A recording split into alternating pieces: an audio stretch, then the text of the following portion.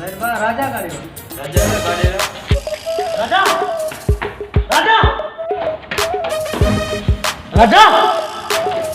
राजा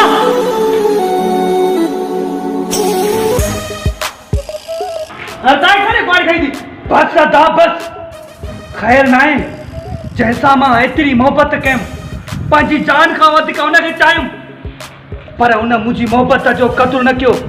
उन बेवफा जा टुकर टुकर करे कावन ऐं कुतनि खे ॾींदुमि न राजा न होश संभाल मतां जज़्बात में अची अहिड़ो को ग़लति कमु करे न दा न भले महबूबनि खे ख़बर पए त बेवफाई जो नतीजो छा थींदो आहे उहे आशिक ॿिया थी अदा जेके महबूबनि जी बेवफाई में पंहिंजो पाण खे ख़तमु कनि पर राजा उहो न थी मां उनखे ख़तमु कंदुमि टुकर टुकर कंदुमि कल कलो को ॾींहुं आहे छोकिरीअ करे वॾे पासा विढ़े पियो अॼु कुआरी खणी उनखे मारण वञे थो तूं त आशिक़ न हिकु दलो आहे दलो हा मां न आहियां आशिक न थींदुमि आशिक नफ़रत आहे मूंखे इश्क खां मां हुन सां मोहबत कयमि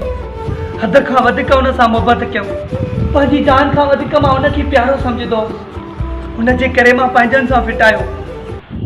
हा अदा तूं सही चवंदो आहीं औरत ज़ात बेवफा आहे मां हुन सां एतिरी मोहबत कयमि पोइ बि हुन मुंहिंजो क़दुरु न कयो ये न कर राजा घणो खून ख़राब थींदो अदा मूंखे न रोक मुंहिंजी अखियुनि में हुनजो मौत थी न हूंदी न वरी सूर ॾींदी राजा ॿ ॾींहं सब्र कर थी सघे तोखां त माफ़ी वठणु अचे हाँ राजा सब्र जो फल मिठो हूंदो आहे अदा सही तो चवे बस अदा बस हाणे सब्र कोन थींदो घणो बर्दाश्त कयोमांसि उनजो ज़मीन ते घुमण बि ईअं सम्झ त मुंहिंजी दिलि ते वज़न आहे कोन चढ़ींदोमांसि राजा राजा ॾिसो दादा ॾिसो इश्क करनि था कल कलो को ॾींहुं साम्हूं अची ॻाल्हाए पियो अॼु छोकिरी ॿिए सां ॻाल्हाए थी कोन खे लिखता मतां ग़लति कमु करे वञे बेहया आशिक थींदा